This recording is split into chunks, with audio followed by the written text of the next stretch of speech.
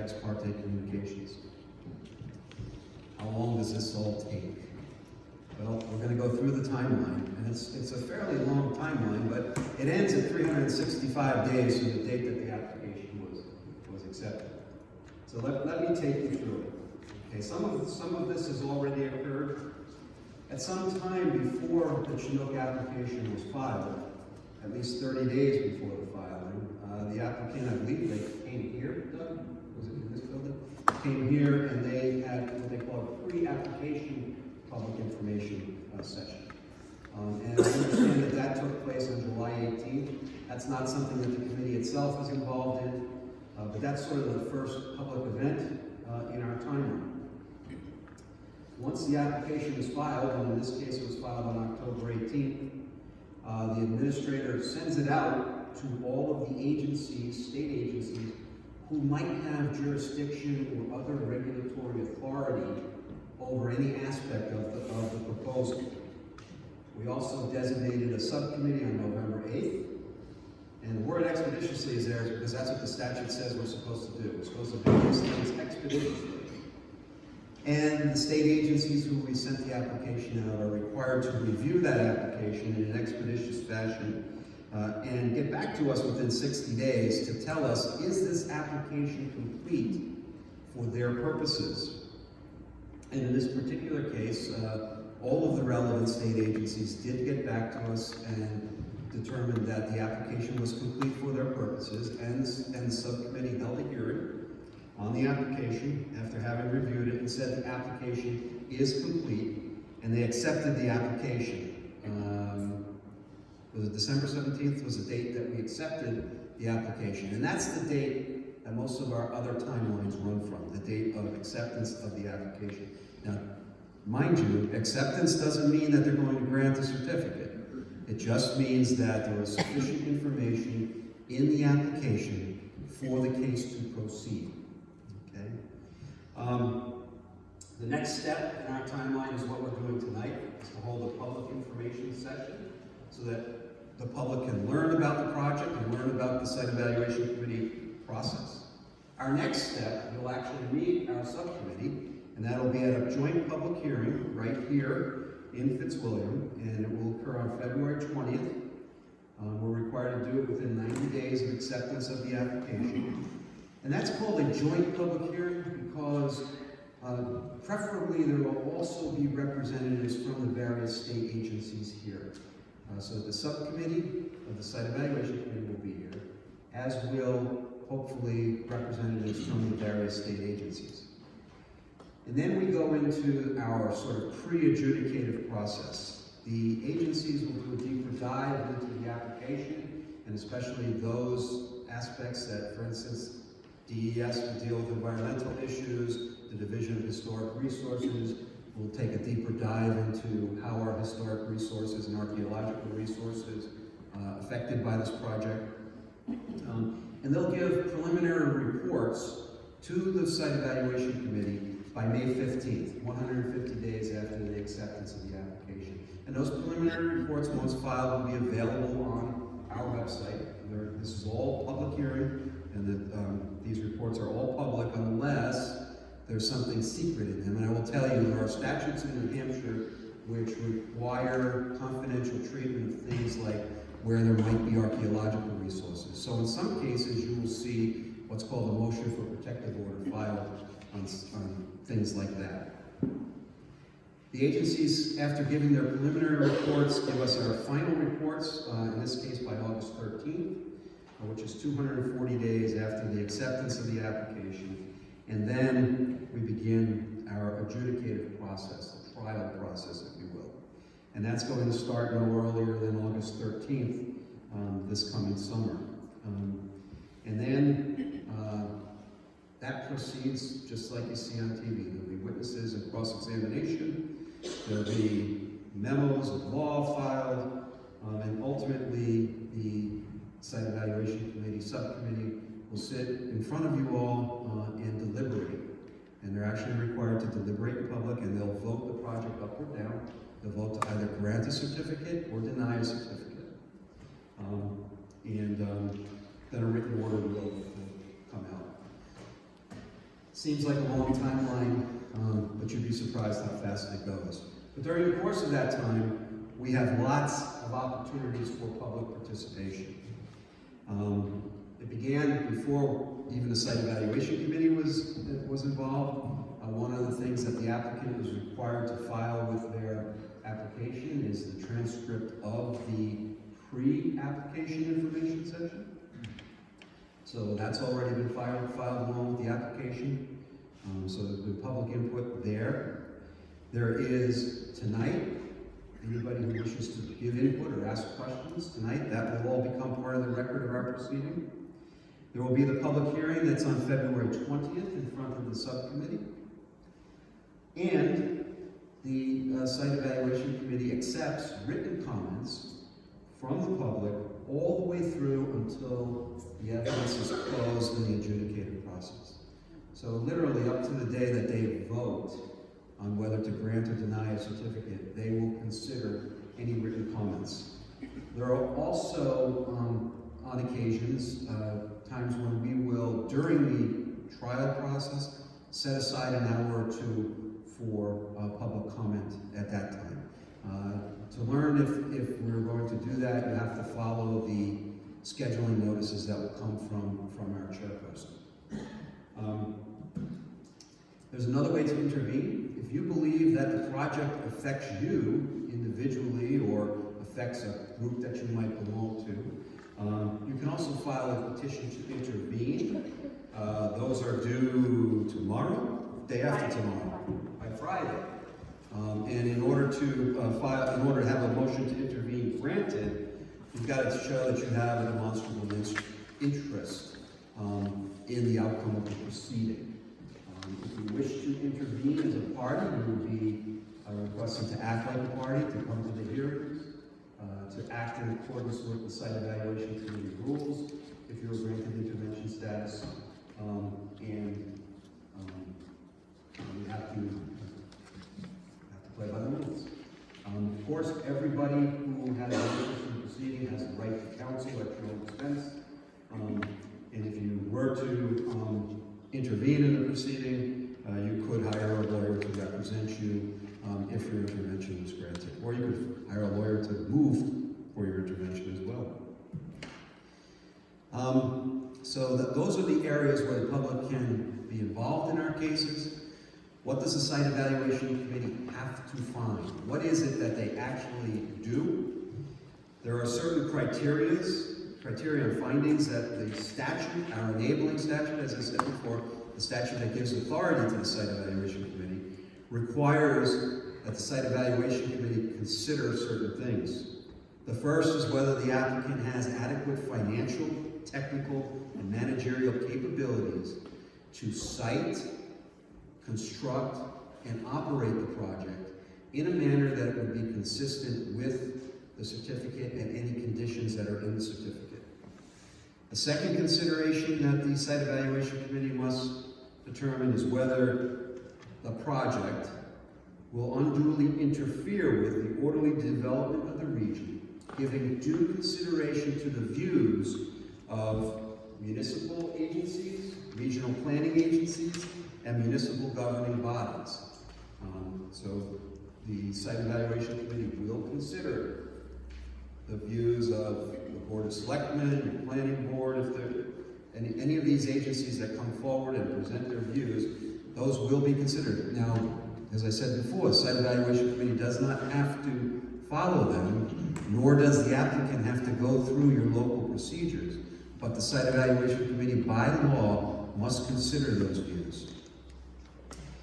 And the Site Evaluation Committee, in order to grant a certificate, must find that the project, the siting, construction, or operation of the project will not have an unreasonable adverse effect on aesthetics, historic sites, air and water quality, the natural environment, and the public health and safety. And finally, the committee must determine whether or not the project will serve the public interest. All of those things are considered by the Site Evaluation Committee, and if you've ever gone to one of our deliberative sessions where the Site Evaluation Committee is determining whether to grant a certificate or not, you'll see that they go through each and every one of those things, just like chapters in a book. And they consider each one of them before they get to a final decision as to whether or not to grant a certificate. Again, our contact information, your first point of contact should be Ms. Monroe, and her information is up there. So I guess we'll move on to the next part of our agenda, which is the presentation by the applicant. But just so you know, you're going to have the ability to ask questions, and if you have questions on anything that I've spoken about, I'm here to answer them. But we'll do that in the question portion of the agenda. Thank you.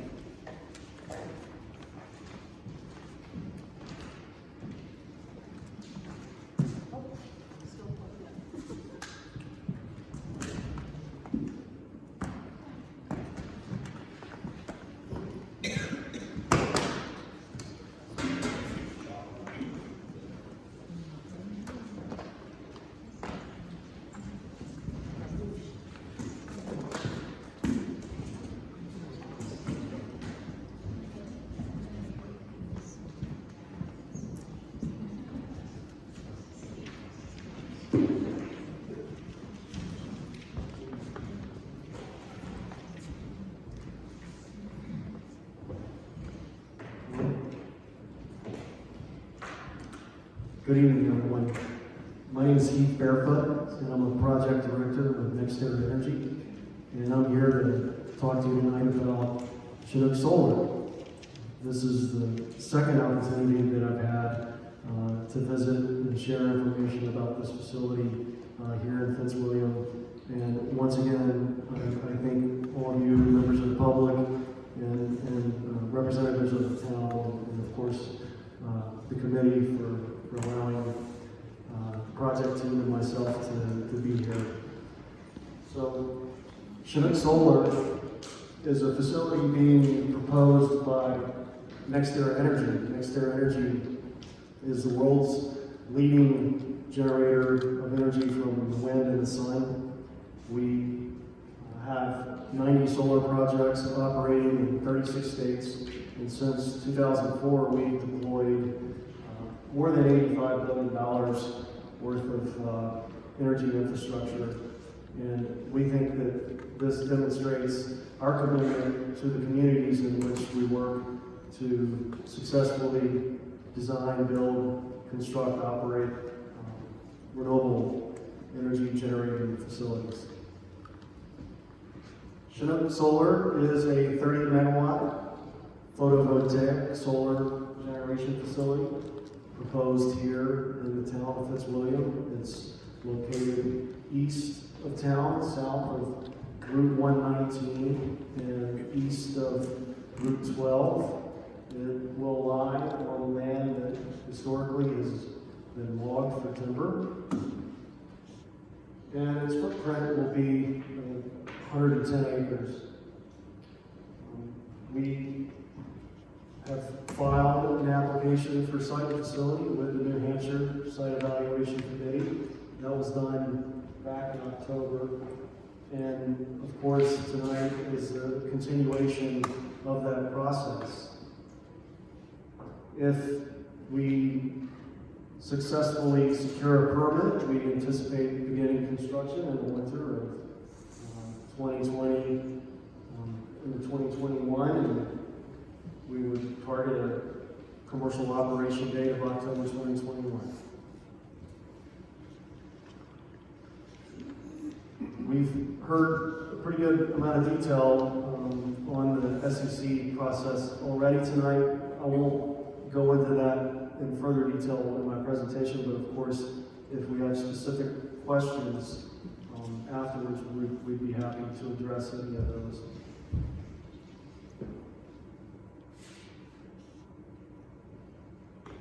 We've engaged in a lot of work. Our panel of experts, engineers, have been busy surveying, analyzing, investigating various aspects of the project as it relates to the environment, as it relates to aesthetics, the overall design of the facility. And we're very proud of the results. We've achieved a design structure that we think fits very well with the proposed location. And many of these reports are all available as part of our application, which may be found both at the New Hampshire Site Evaluation Committee's website, and hard copies also have been made available here to the town as well for the public to review. None of this has happened in a vacuum. We've continuously consulted with various agencies here in New Hampshire. We've investigated or sought advice on any area of interest. That feedback has along the way been incorporated into our design plans, and we've demonstrated a consistent effort in trying to communicate with the agencies to ensure that we have a successful project. Notably, Fish and Game consults with any species of interest, for example, alteration of terrain, of course, for stormwater management.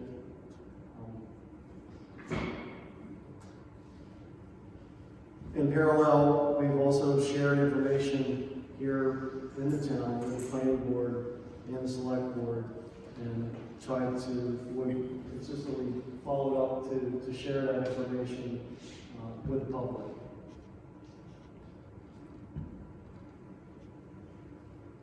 Throughout this process, this has led us to ultimately achieve a design which we feel very confident works with the location, and one which we think the community can also be proud of. It is optimized in a variety of ways. The site makes use to the fullest extent possible of existing logging roads. Given the history of tree logging on the site, we've minimized potential for tree clearing. We've avoided any direct impact to wetlands. There are certain design features that are incorporated that allow mobility of wildlife. There are gaps in the fence lines that allow that to occur. There are also gaps in the bottom of the fences that, for example, allow turtles to migrate from wetlands during breeding season up to the highlands, as well as small mammals and other wildlife to move throughout the facility. Also notably, there are two high voltage transmission corridors that run adjacent to where the project is located. The first of which is a 345 kV transmission line. And then, in addition, there is a two-circuit 115 kilovolt transmission line.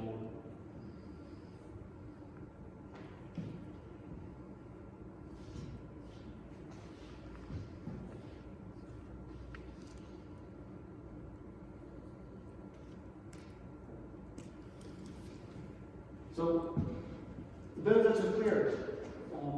This project will deliver clean, reliable energy. It helps the region achieve carbon reduction goals.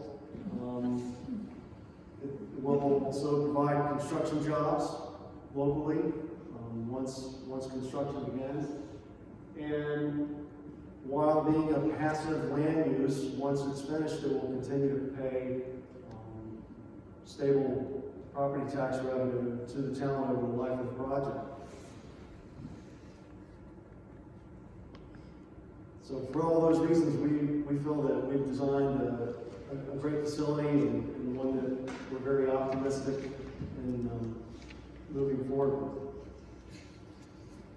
Thank you. We brought Mark Wallace with us. He is our sound expert, and we know last time when we were here, there were a lot of questions about sound, and it's very difficult to kind of discuss sound in abstract terms, so we thought a little demonstration here might be helpful.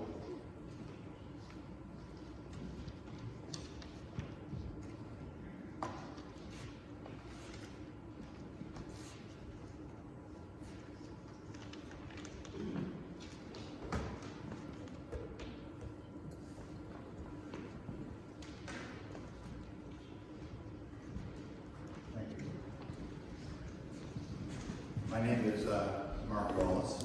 I'm with Tech Environmental. I'm a vice president at the firm. I'm also the project manager for the Chinook Solar Sound Study. I was asked to give a demonstration tonight of what the sound would be from the project versus what we might measure in this room. So I'm going to give an overview of the sound study that we did, and then I'll do a brief demonstration of the sound that we're measuring in the room. But first I'd like to talk about how sound is measured. It's measured with a sound meter. It's measured in decibels, or dBs, that's the abbreviation for it. And typically it's measured in A-weighted scale, which are the frequencies that people tend to hear. So the numbers that you see are on a dBA level. What we did as part of our sound study was perform an ambient survey where we took measurements of sound from the project site area. We set up a long-term sound meter in the center of the site, and we collected measurements over a 24-hour period. The quietest hours that we had were during the daytime and the nighttime. The sound level was 23 decibels, or dBA, during the daytime, and 20 decibels at night. We then performed an acoustic modeling analysis, which was done with a three-dimensional sound model. We included receptor points that represented 51 homes surrounding the site. We took into account terrain, atmospheric conditions, and we also put in the sound sources, the inverters and the transformer, and their predicted sound levels. The model then predicted sound levels in each of the homes, and those sound levels range from 5 decibels to 26 decibels, which is shown on the chart over to the right over there. And that also shows what the sound levels would be from other types of sources. Those sound levels were then added to the background sound levels. So those sound levels that we collected established a baseline condition. The total sound was then compared to the ambient condition, and that incremental change is what we compared to the state and the Fitzwilliam noise ordinance, which is based on 10 decibel or dBA level above ambient. For most of the homes, the sound levels were between 0 and 3 decibels, which are imperceptible by people. And a few homes that were closest to the project, we did have sound levels that were about 4 to 6 decibels above the ambient condition. But keep in mind, those were based on when the facility is running at max power and when at the quietest conditions.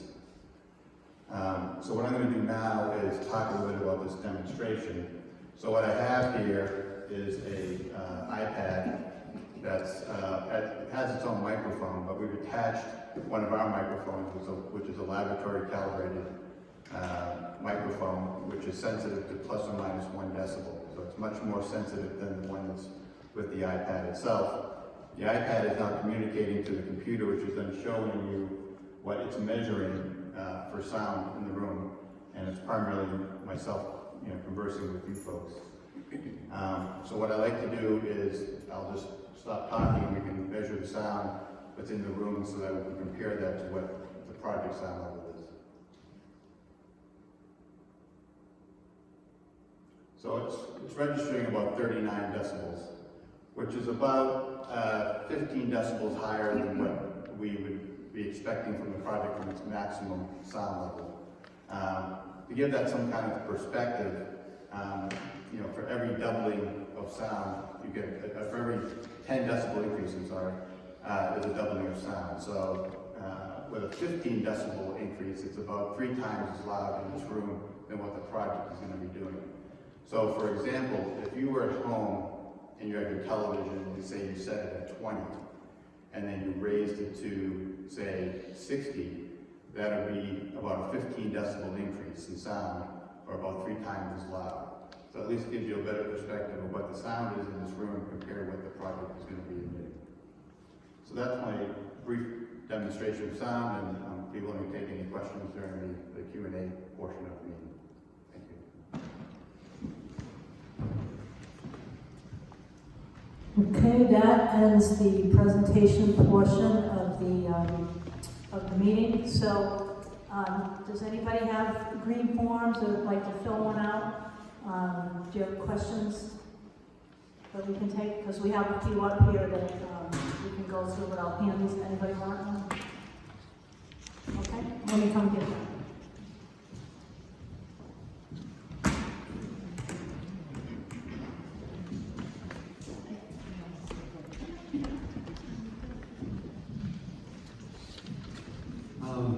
I'll start with the first two questions that we have. They both appear to be for the applicant. The first one goes as follows. As a property owner, my taxes are excessive. Will this solar development cause our real estate taxes to decrease? Please quantify.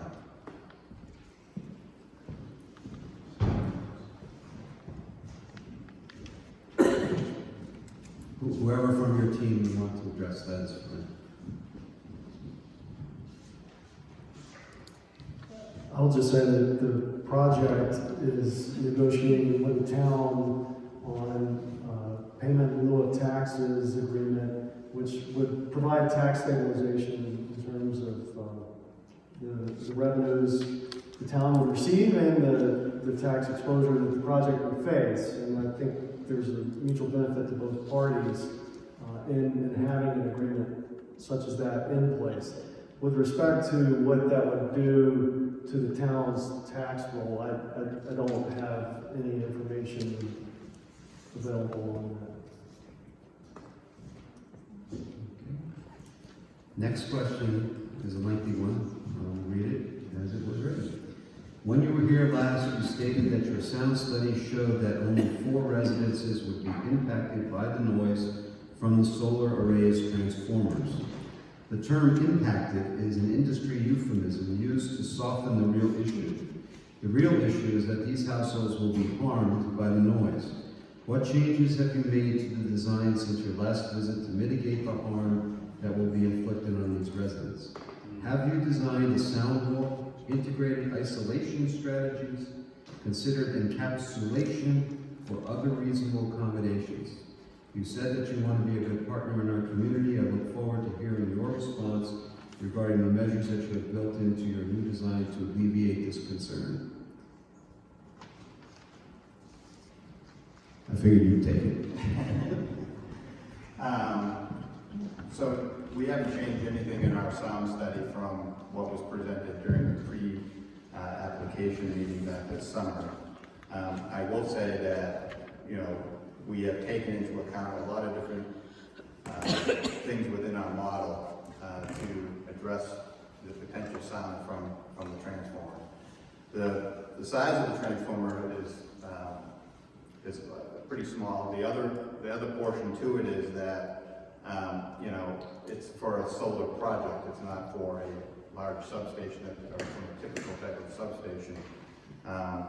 And when we did our sound study, I know there were concerns about tonal issues, and we addressed that in our current study. We looked at different tones from the transformers as well as from the inverters. We compared that to the Fitzwilliam tonal ordinance portion of that, and there were no tonal sounds that were being impacted at any of those homes. The sound levels are being 4 to 6 decibels at a few of those homes are on the level again where we're assuming maximum operations of the facility and comparing that to the quietest hour, which is generally not going to be the case. And I would also like to point out the fact that when we did our ambient sound survey, we captured very ideal conditions for the lowest ambient sound conditions. So when we're looking at that incremental change, it's very conservative from the standpoint of we're looking at maximum sound level conditions from the project and comparing to a very low background sound level. So in those cases where we're seeing a 4 to 6 decibel increase, it's slightly noticeable for those people, but again, it would be under those extreme conditions. The next question appears to be for the committee. There are 2 questions on the sheet. I'll do the first one first, and I'll answer it. Has the town of Fitzwilliam filed to intervene? The answer to that is yes. The town of Fitzwilliam has filed a timely motion to intervene, and the applicant has indicated that it does not object to the town of Fitzwilliam intervening in the proceeding. The second question on the sheet is, oh, by the way, that motion is on our website. If you need the website again, you can get it up here at the table. But the motion from the town is available to the public, as will all the motions or anything that's filed in this that is not subject to a protective order for some statutory reason. We try to post everything in the case on our website so that the public is fully informed of all aspects of the operation of the committee and any project.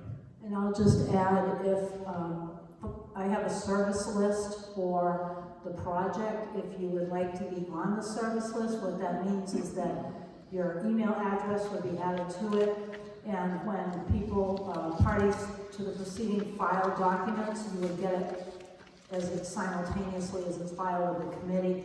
Sometimes there's a lag of a day or two to get the documents up on the website. That's just because it's staff. I have staff at the PUC that have other things, but we try and get them up there as timely as possible. So if you are interested in receiving them real time as everybody else does, send me an email and I will add you to the service list. Your email box can get full very quickly. The next question is, I'm going to read it as it's written, but I noticed this too. Benefits, what was that about meeting renewable goals?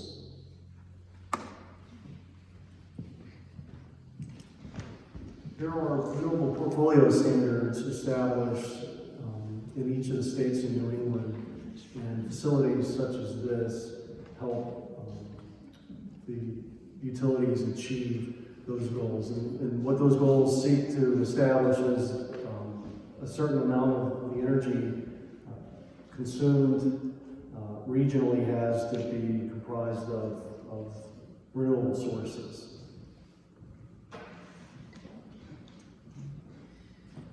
Next question is, can you describe how the site plan shown on the easel has changed since the public meeting this past summer?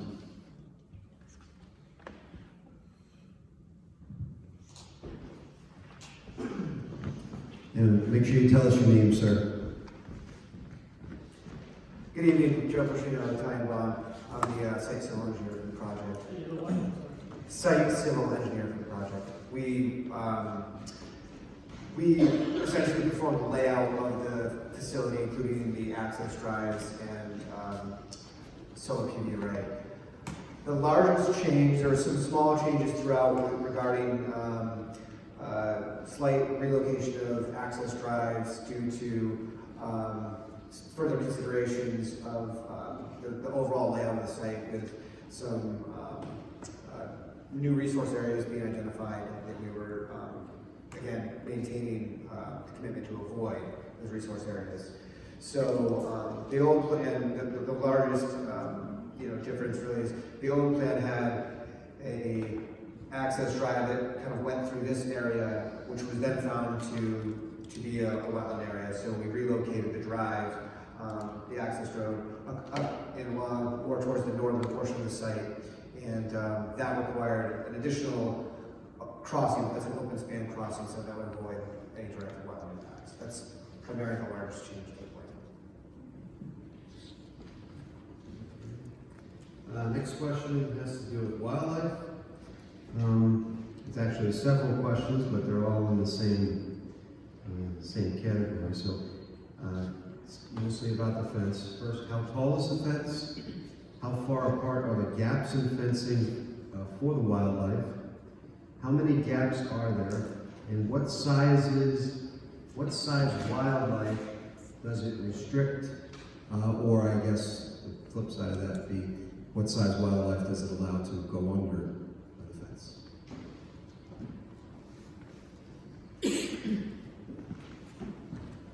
Dana Ballou, and I'm from TRC. And so the first question is, how tall is the fence? 7 feet, I think, is the standard for the height of the fence. gaps between the fences is the next one. Yes, how far apart are the gaps in the fencing for wildlife? So I think it's just around, about yeah, underneath. so underneath it's a 6-inch gap for small wildlife to be able to traverse underneath the fence and also cross under where the panels are. But each panel array has gaps in between it as well. So and those vary, and that would be for the larger mammals that can't squeeze under the fence. There's spaces in between each set of arrays. And what's the size of those? They vary. Some are probably 500 feet, some are 100 feet. So it varies depending on the layout. So you can take a closer look at the site plan and see the gaps between each of the array sets. And I guess the questioner is also concerned about what size wildlife is restricted or not restricted. Yeah, so within the arrays where the panels are located, large wildlife would be restricted. And then in between the array areas, any size wildlife could fit in between. Dan, can you tell them what you consider to be large wildlife as opposed to? Large wildlife, larger than snowshoe hare. So, 6-inch gap under the fence, anything that could fit under that 6-inch gap could traverse the array areas. Between the arrays, anything larger, up to a moose could easily walk between the arrays. Thank you. The next question has to do with wetlands. You said there would be no direct impact on wetlands. What are the indirect impacts? So any indirect impacts are probably related to any stormwater runoff that's coming from the site. So in order to avoid that, stormwater runoff has been designed to go off the site in a sheet flow for the most part, so it's able to infiltrate into the ground. And also we're trying to maintain a 75-foot setback at least from all wetland areas. Some cases it's more, and there are a few areas where we do encroach into 75 feet, and it's primarily where we cross with open spans. So there's 2 locations where we cross wetland area with spans that are not impacting the wetland directly. They're abutments that are set back from the wetland boundary, and then the access spans across. Along those lines, the next question is, what are the impacts, direct and indirect, to Scott Brook? I think Scott Brook, is that? Scott Brook, yeah, so we're in the Scott Brook watershed for most of the project area, and there's no direct impact to Scott Brook. It's pretty distant from the project. The question is direct or indirect. And so indirect, again, it could be something related to stormwater runoff, which we're managing based on DES standards and requirements.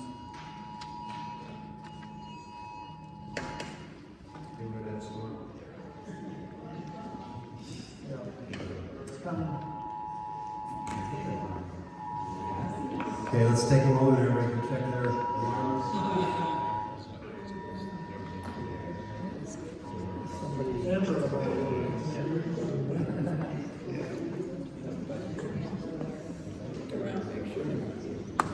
It's an Amber Alert for Springfield, as soon as we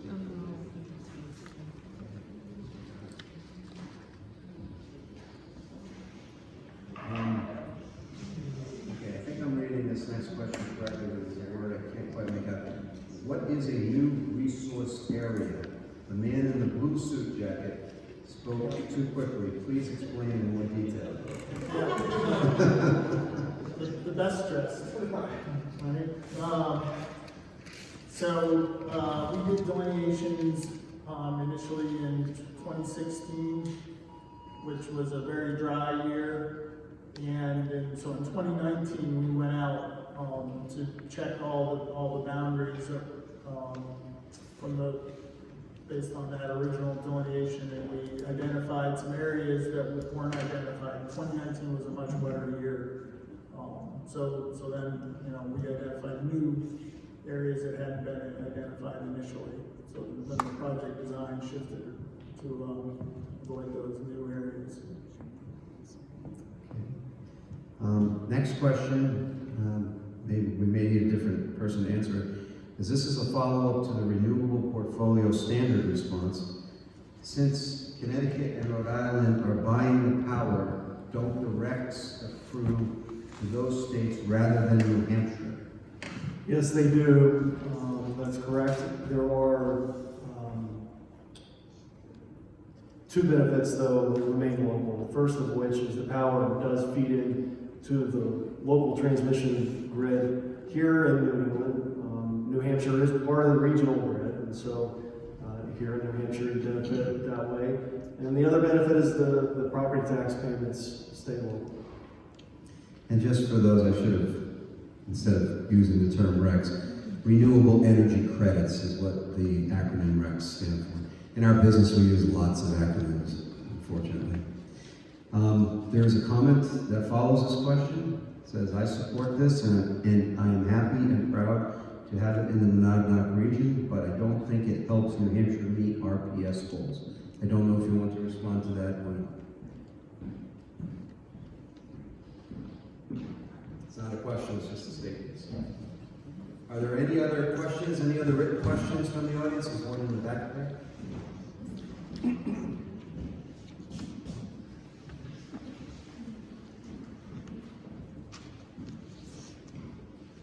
Oh, it's one of them.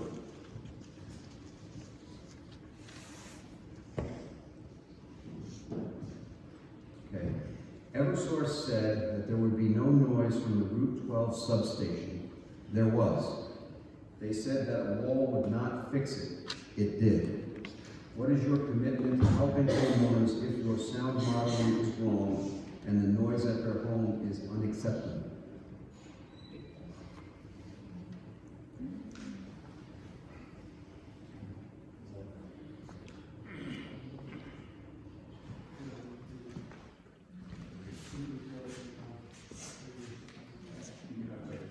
I certainly can.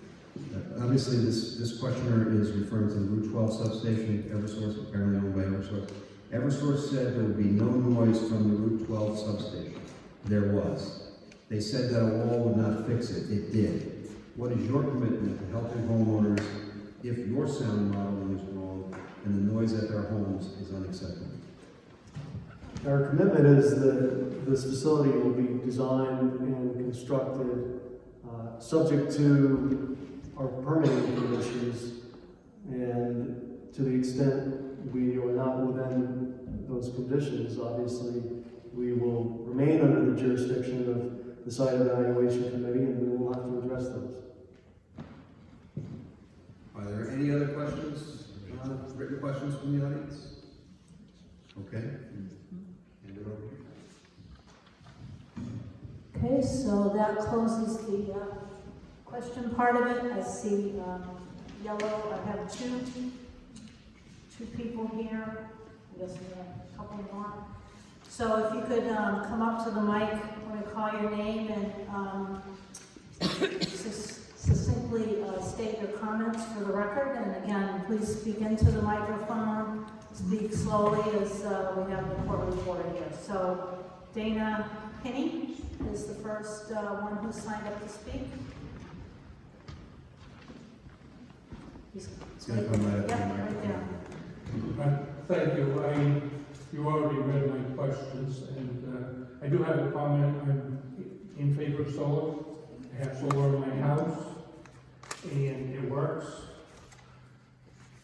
I also live near the substation and know what can happen, what can go wrong when a large company comes in with good intentions and their project doesn't work to their expectations. And I would hope that the people around this project, which if done right, I feel is a good thing, are happy. Thank you, Mr. Pinney. Suzanne Fournier is our next commenter. Good evening, Suzanne Fournier from Milford, New Hampshire, 9 Woodwood Drive. I'm also the coordinator of a local grassroots environmental group. It's called Brock's Environmental Citizens. So I oppose the location of Chinook Solar because the impacts to the environment are too great. So in order for New Hampshire to reap the most benefits from solar, the solar needs to be in the right places. This place is a bad site for the following reasons, I think. Number one, we will lose forest. Now, I understand it had been logged. Forest is still there. So loss of forest. And the forest gives many benefits. They provide many, many benefits. Number two, there will be impacts on the wildlife functions of the special wetlands known as vernal pools. They're scattered throughout the site. And if they're turned into islands, unreachable islands, or inhospitable islands, that's a problem. Number three, effect on the already imperiled Blandings turtle and the wood turtle.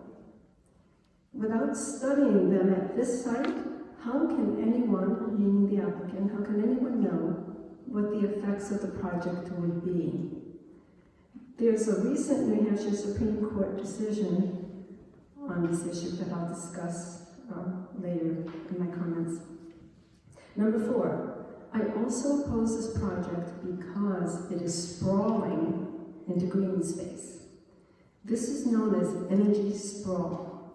I picked up that term when I was doing my research around New England and New Jersey.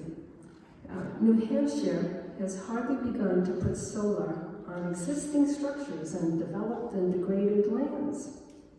It's not well thought out to be rolling out solar into current use conservation land and other green spaces. In fact, New Hampshire's 10-year energy plan that the governor puts out has sounded the alarm that if we try to meet our renewable energy goals by ground-mounted solar and wind, the repercussions for land use would be staggering.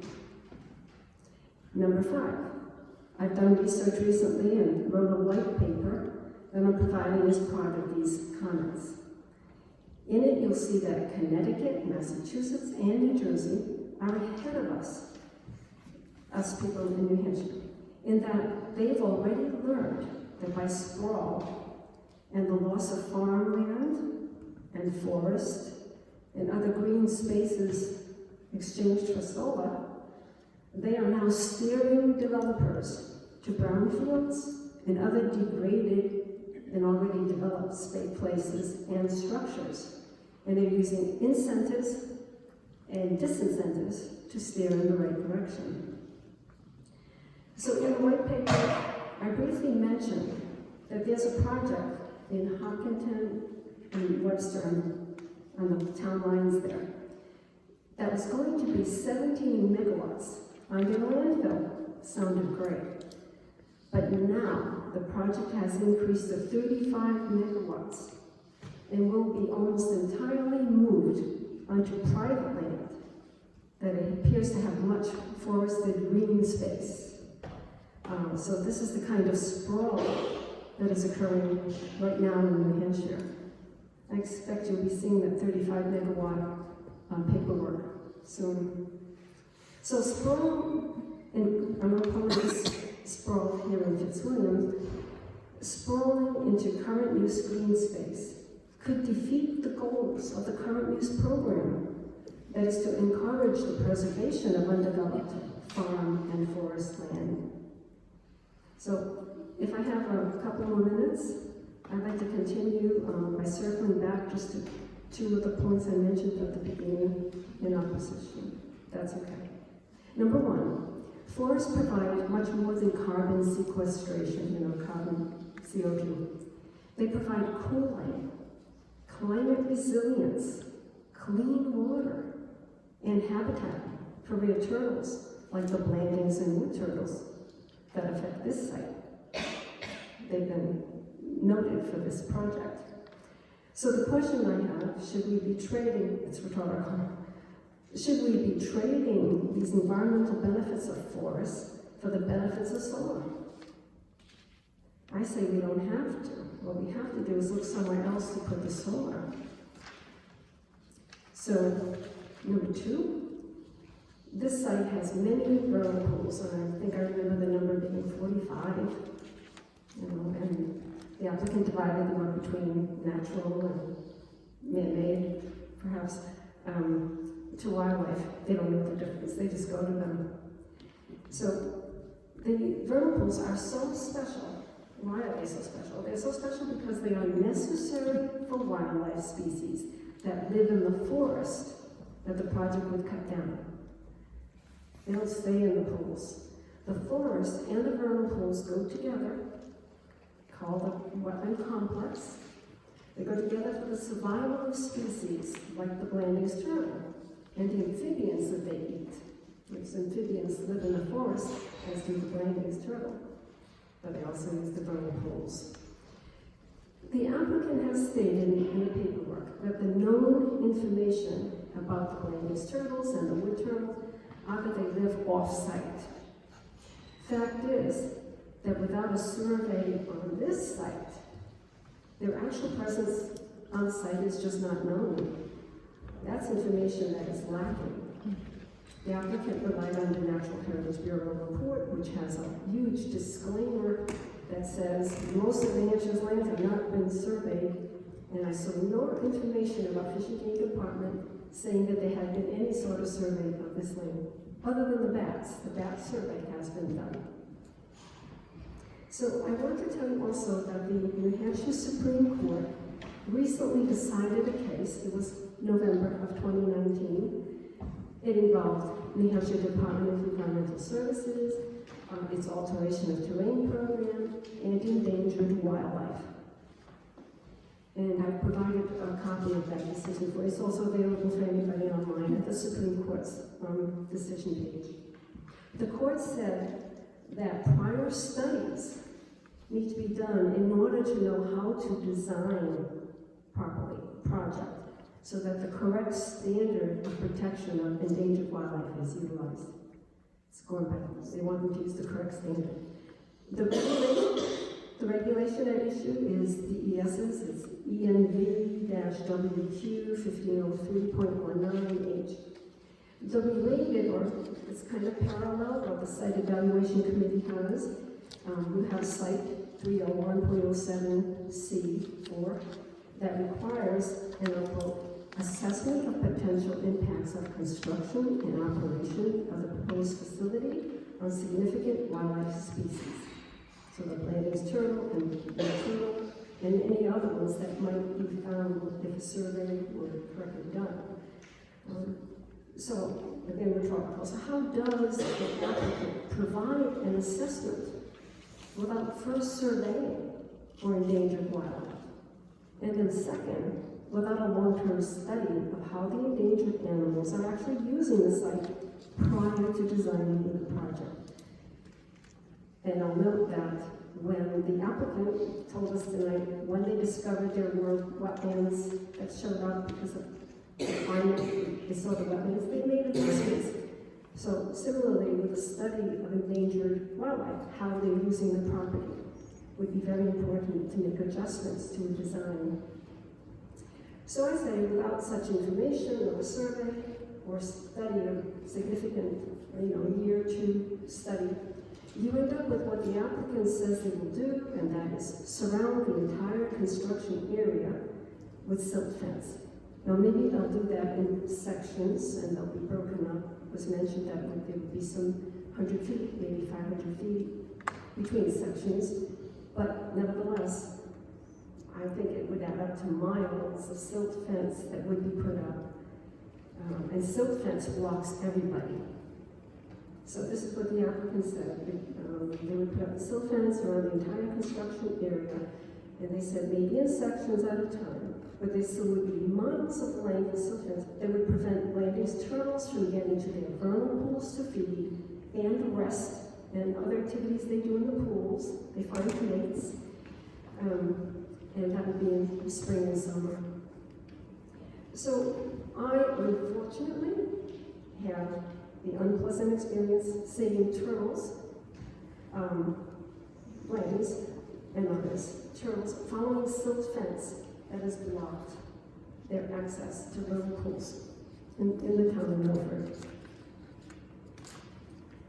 So I hope we will review the Supreme Court's decision and decide to require a study, a survey, a long-term study. In closing, I want to stress that the environmental impacts on the endangered and rare wildlife are unknown at this time, but expected, at least by me, to be severe for the loss of the forest that would be cut down, and the vernal pools would be impacted because the forest is gone and that's part of the wetland complex.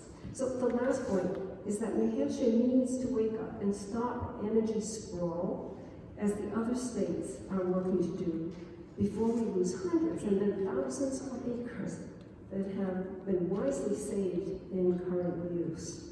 So I thank you for hearing my comments. Thank you. Thank you, Ms. Moynihan.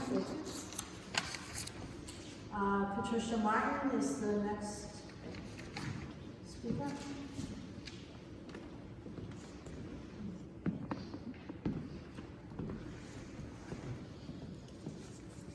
Thank you for taking my comment. I live in the next town over in Ringe, and first I want to express my gratitude to the people of Fitzwilliam for entertaining this project. As we know, every energy project has a price. There's a cost associated no matter what you do. My understanding is that the land that this project is going on has been previously logged. And I wanted to give people a little perspective that the Burgess biomass plant up in Berlin burns through 1 acre of woodland per hour when it's operating to generate 75 megawatts of electricity. And so it would burn through an area of the proposed solar project in 6 days. As I said, every project has its cost. The use of fossil fuels, Professor Webler, Dr. Webler at Keene State College did an analysis, and it turns out that fossil fuel projects, because we don't see all of it, actually requires about 3 times the amount of land. You know, it may be in Pennsylvania, it may not be in your backyard, but it requires 3 times as much land as a solar project. So I really encourage NextEra to be very good to the people of Fitzwilliam, to be very careful about their wildlife and their species, and to reward them well for hosting this project, and that the project overall will be very successful so that it can be a model for making these projects available to be sited in other areas of New Hampshire. We have a lot of land, and we don't have a lot of people, and so the land can be a resource for us. It can help with carbon sequestration, and having solar does not diminish the ability to do plantings underneath the solar panels that will help sequester carbon. It's a total solution, and we have to be realistic about, if not fossil fuels, then what is it that we want? So thank you very much. Thank you, Ms. Martin. And our last speaker, unless somebody else wants to fill one out, is Stephanie Scher. Yes, Stephanie Scher in Fitzwilliam. The first thing I'd like to do is just thank all the Fitzwilliam residents who came out tonight. It is a weeknight, sometimes we're tired and we put these things aside, but it's important to our town. In 2014, Kinder Morgan tried to put the Northeast Energy Direct directly through this town. And I won't soon forget that, and I won't let you forget it either. They wanted to take out some of the houses of our residents, and they wanted to put it through our wetlands and through a pristine aquifer. They wanted to put it through our neighbors' towns and through a lot of southern New Hampshire. We were angry, upset, hurt, frightened, stressed out, worried about what was going to happen to our town. And at that time, we would have been super thankful for this project. That doesn't mean this project is perfect. It means that we need to be just as cautious and thoughtful in the things that we ask about this and hope that it is well cited.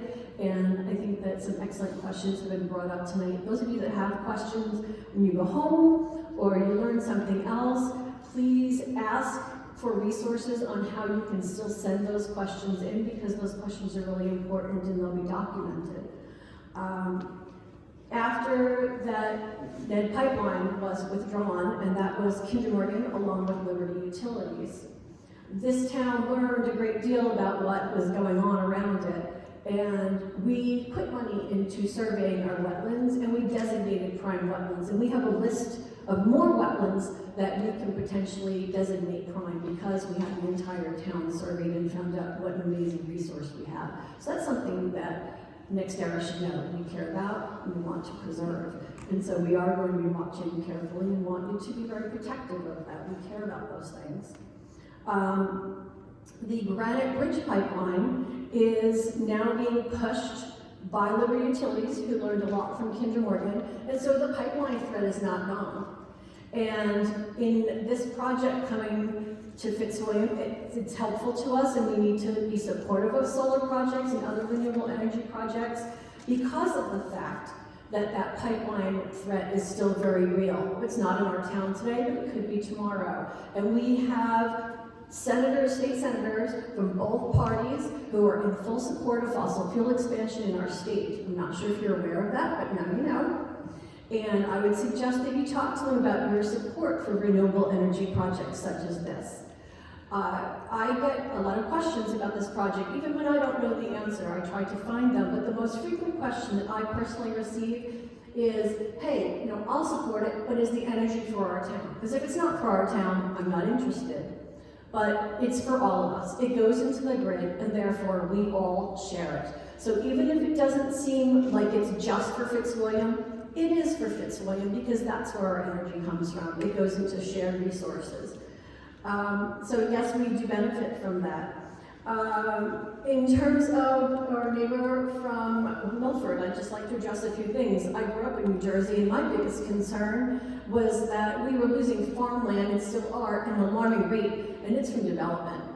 And so in New Jersey, absolutely, rooftop solar should be pushed as quickly as possible, not for the loss of green space that's still happening at an alarming rate.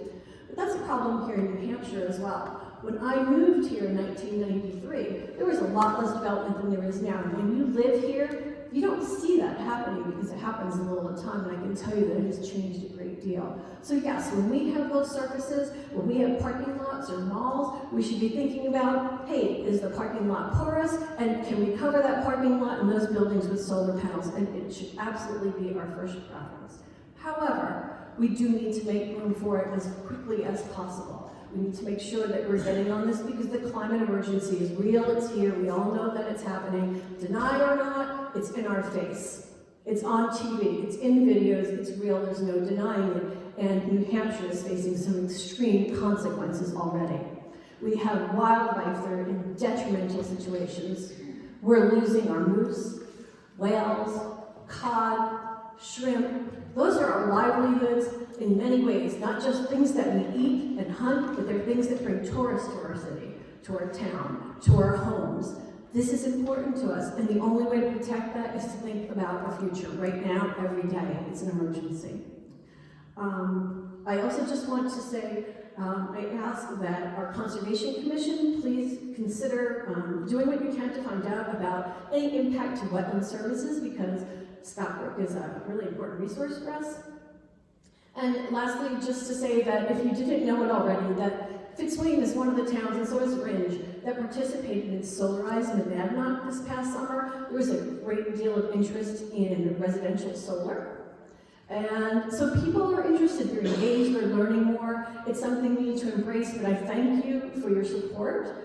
I do support this project, but as I said, I also want to make sure that it's well cited. And I ask you to continue asking questions and to attend these things and speak with your neighbors. Thank you.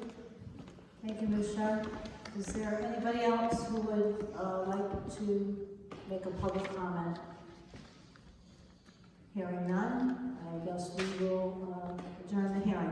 Thank you all for coming out tonight, and we look forward to seeing you on February 20th at 6 p.m.